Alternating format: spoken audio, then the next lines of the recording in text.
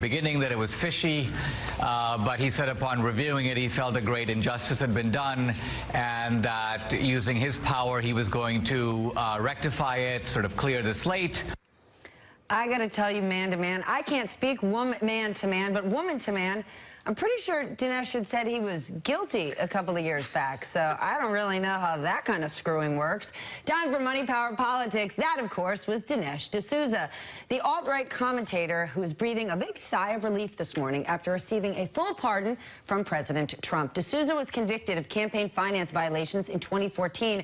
I want to bring in Midwin Charles, attorney at Midwin Charles & Associates, my panel, Brendan Greeley and Senator Bob Torricelli. Midwin, President Trump clearing the slate for Dinesh D'Souza makes the fifth pardon since the president took office. I know there are parts of the White House, i.e. Jared Kushner's side of the house, that has been working on prison reform. They thought with Kim Kardashian's visit this week, we might see a woman who's been in jail for the last 22 years, still serving a life sentence for a nonviolent drug crime. She might get pardoned, but alas, no. Dinesh D'Souza, Martha Stewart, and maybe Blago. What do you make of the way the president is using his pardoning power, which, again, it's his power to do it? Well, there are two things. One, I think it sort of is, he's basically sending a message. Politically, I think, when you look at the people that he has pardoned, Joe Arpaio as well, you have to add to the list. Joe Arpaio, and I should correct myself, Blago is in consideration. Is in consideration, right? And Dinesh D'Souza, who pled guilty for illegal campaign violations. I think what he's doing is sending a message to those who are currently under the scope of Mueller to say, hey, listen, if you have my back, I'll have your back. Because, I mean, this is foreshadowing, right? And if you look at Blagojevich, for example, he's also someone who was convicted of pay for play. And those are some of the crimes that his attorney, Michael Cohen, is looking at, and the like. But if you also look at the Dinesh D'Souza pardon, as well as Joe Arpaio, both those men are on the record for saying racist things. And what I think is almost dangerous, was the most dangerous about these pardons, is it sends this message that what these men have done is okay.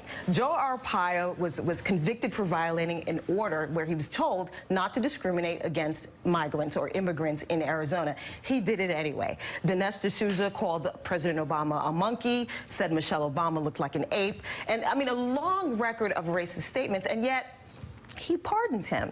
Also, what's dangerous about this, or I think very unusual, is once again, Donald Trump is skirting or flouting our norms. I checked the DOJ website for how pardons are supposed to go. Usually someone makes a petition, usually they have to wait 5 years, and the Department of Justice is very clear in saying, by the way, if you get a pardon, this does not connote innocence.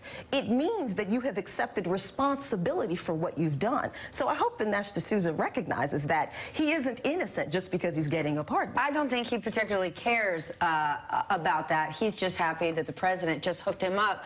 Senator, pardons have worked that way for years and years. Presidents hooking people up in some cases for various reasons. But I want to share what Michael Beschloss, presidential historian, said on why he thinks Trump is handling pardons the way he is. This is sort of classic Trump.